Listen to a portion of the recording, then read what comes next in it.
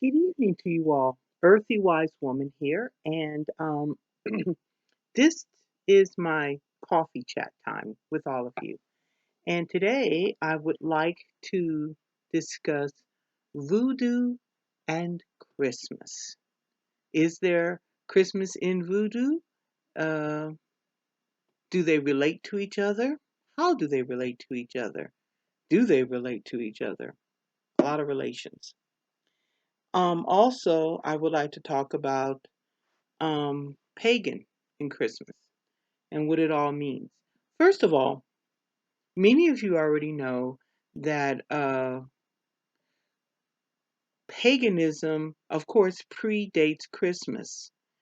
What some of you may not know is that we were celebrating a form of Christmas way before there was actually an established Christmas. So, this is how it goes. In the Norse, which is like England, Scotland, predating those countries. When the Vikings were around, they had Yule. The Romans had Saturnian, and that's when they celebrated Mithra. So, the thing I find interesting is that pretty much almost every culture celebrated during this time of the year. And some people might say, okay, got that earthly eyes woman. What does that got to do with voodoo? How is voodoo in Christmas? Okay, first of all, I'll explain why I say that. The original date that we celebrated Yule or Centenarian is the longest night or the shortest day, either way you look at it, of the year. And that usually is December 21st or December 22nd. Usually it's December 22nd, is the longest night of the year. Now, the reason that's important, which is called the winter solace, is the fact that after that day, the days or the daytime, the light will become longer and the nights will become shorter. Before that time, which is what we're in right now, the nights are longer and the days are shorter. So, in a way, we are celebrating the return of the sun, and it's a promise that spring is coming. And all cultures celebrated this. Okay? And how does that to do with the voodoo, you might say? Well, we are celebrating the same thing. We are celebrating the fact that we are about to enter in more into a solar time of the year. And in entering into a solar time of the year means growth. But still remember one thing. Our luas, our deities, all of them always show us the promise of spring. Even in the time um, prior to Christmas, and even still, what people did in Europe and in other forms, I've been reading other cultures, they did this too. They would bring in living things during this time. And the living things like the holly and the greenery from the outside reminded us that even though it's cold, very cold, and dark, there is still growth, which means deity is still there for us. Deity still loves us. Deity has not gone anywhere. Okay? And that is also in voodoo. We are always reminded in all traditions that deity is still there and it shows on the earth. I think the one thing that I kind of regret is that we're not as close to Mother Earth as we were, just say, even 100 years ago. I'm diverting. Let me get back on subject. Now, with Christmas, the reason why we have Christmas is because the pagans, when they were trying to convert them to Christianity, the best way the Pope or whoever figured to be able to do that was to intermingle the pagan holidays with what they viewed to be the Christian ones. Now, I want to make this very clear. According to anthropology and such, Jesus was not born on December 22nd. He was more likely born in early spring or in the warmer months, but not in the winter. Because let's look at it. In the scriptures, they said that the shepherds were out tending their sheep. Shepherds do not go out and tend sheep, at least staying outside overnight in the winter time. They die. I mean, there was no tents. There were no, well, they did have tents, but they didn't have a real shelter from anything like that. So they may have been out tending their sheep, but not in that time of the year. That being said, the reason why that time of the year was chosen for Christmas was because it coincided with Yule, being that it was during the time of the year where it was the longest nights. So it's very easy to basically just make the pagans like, okay, see, yeah, it blends. It's all blended. See, there you go. Yeah, no big deal. Because you have to even think about it. Even in the Bible, no one ever mentions when Jesus was born. There is no date. There is no season mentioned. We just know that he was born. Okay. And everything else, all the frailty that they've added to that was basically man-made. Okay. So I'm not even going to put any energy towards that part of it. But I do want to continue on with explaining what I'm saying. Most of the things that we relate to Christmas, like the Christmas tree that is pagan, the Yule log that is from the time of the Vikings, which was Yule. And they did burn it for 12 days as a sign of life and light. Okay, 12 days the Yule log burned. Okay, that is a pagan um, throwback, not a Christian one. You're going to find very limited Christian things in Christmas.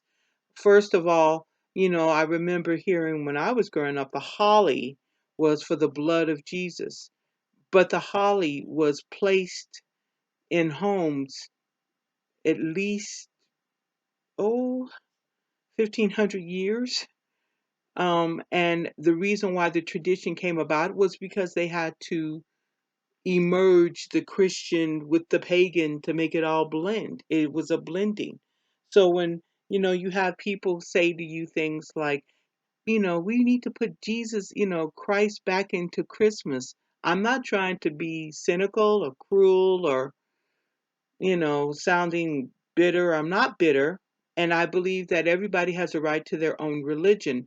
But initially, Christ was never in Christmas. Christ was put into Christmas in order to make the pagans convert to Christianity. But Christ was never really in Christmas in the first place. So, that being said, some people may say, well, then why should we celebrate Christmas? I believe that people should find their own way when it comes to such things as that. Do I celebrate Christian? I celebrate Christmas in my own pagan way. I do not celebrate the Christian way of paganism. I mean, of Christianity. No.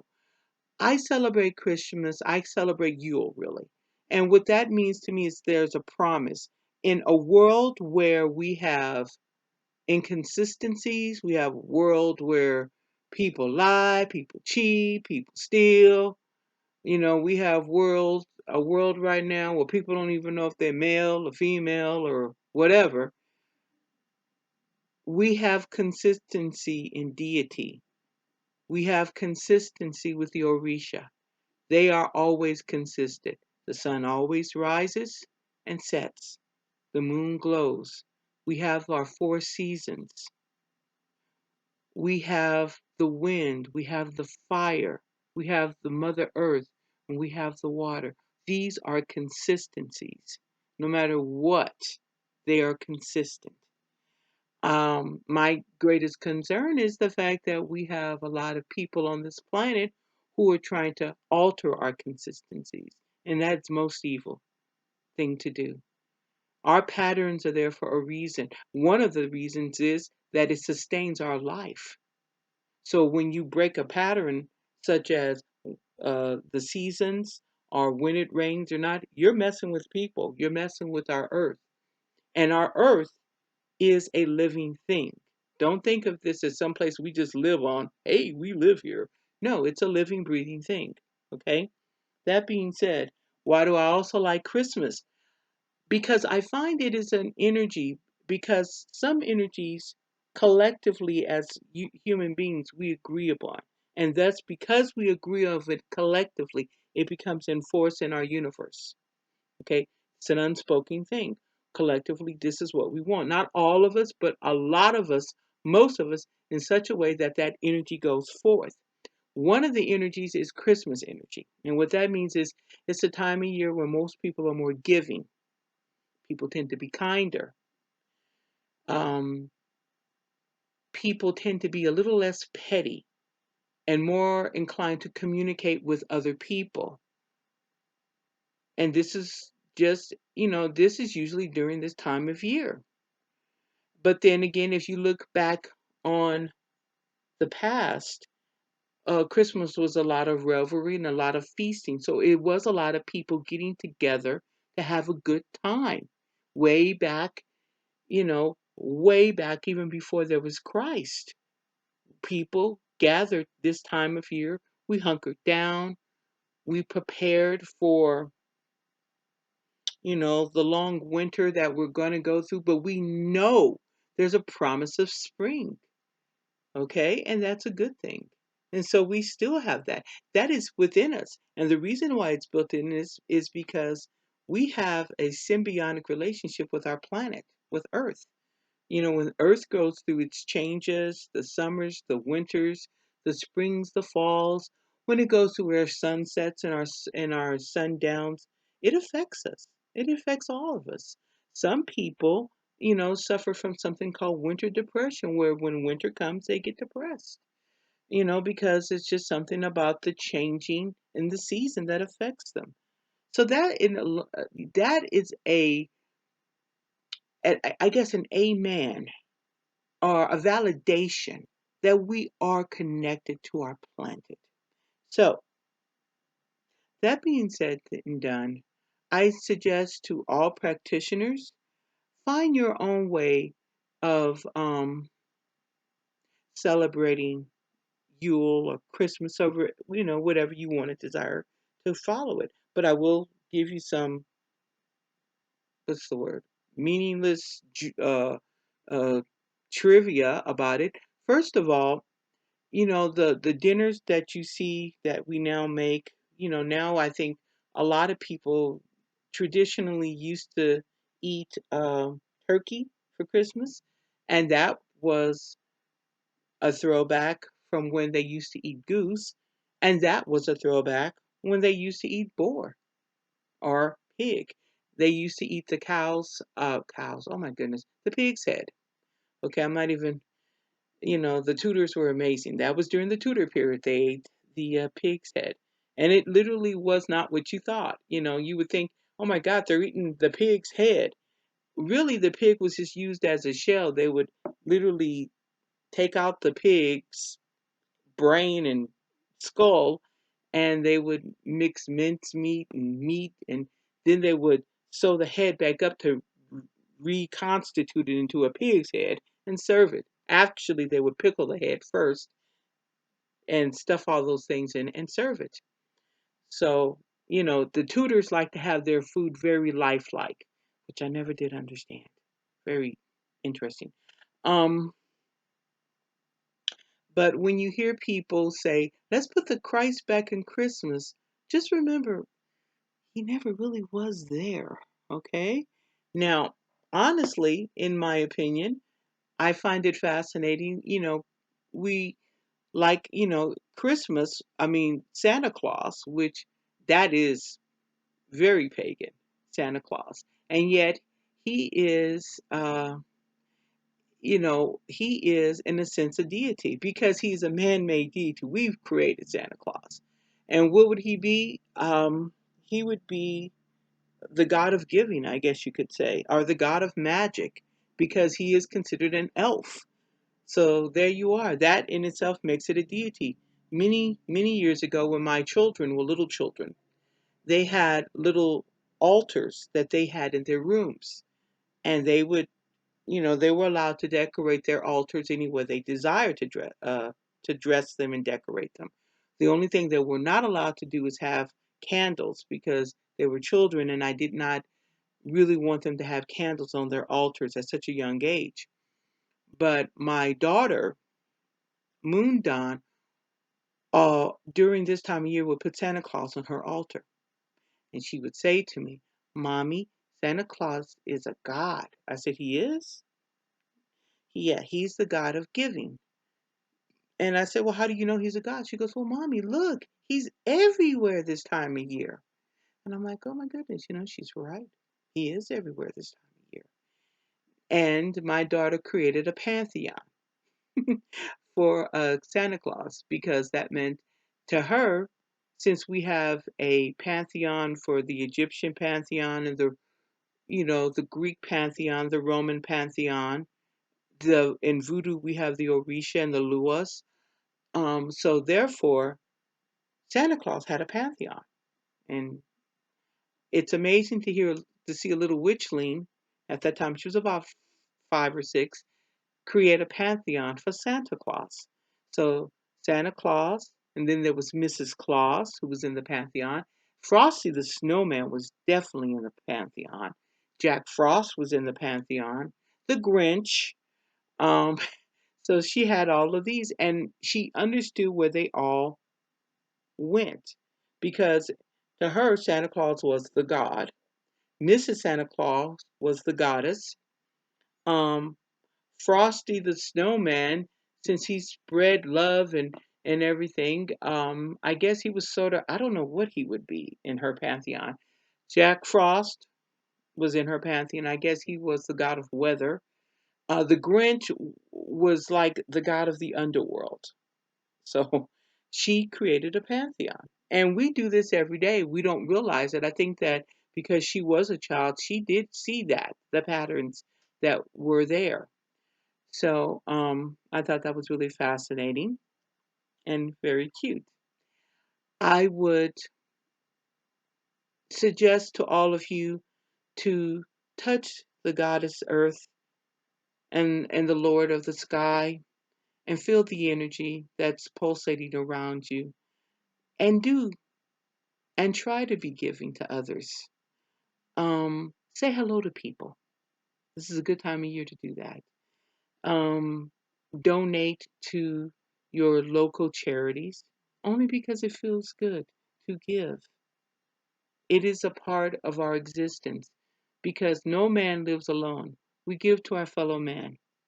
And we have done that even before we even put Christ into Christmas. We were giving. We have always been giving beings. We don't give because we are scared and fear going to hell. We give because it is the right thing to do. And that's the only reason why you need to give. It is the right thing to do. You treat others as you would want others to treat you. That is a very good thing to live by. That being said and done, I'm going to go back to the beginning. How is voodoo and Christmas alike? They are both agricultural in a sense. Both of them give reverence to the changing of the season. Ultimately, that's what it's all about. That's the connection. Not the gift giving, the changing of the seasons. And the gift is the gift that sunlight will become brighter and more vivid and longer as the days go on from winter into spring, because deity always gives us a sign. The Lua always gives us a sign. So now we can dance the rhythm of the season. I am not going to say Merry Christmas. Nay, I'm not. What I'm going to say is this. I ask for the energies of deity to come, and I thank thee for coming to us. I thank you for the sun that shines no matter what mankind may do on this planet. The sun shines, and I thank you for that. I thank you for the moon that guards the tides, and because of that, our planet stays in a rhythm. And I thank you for the earth that we plant our flowers, our trees, our fruits and vegetables that they may grow. I thank you for the grass that feeds the cows and the sheep and the pigs and the chickens so that they too may grow and feed us. I thank you for the rhythm. And on that note, blessed be. Have a happy and safe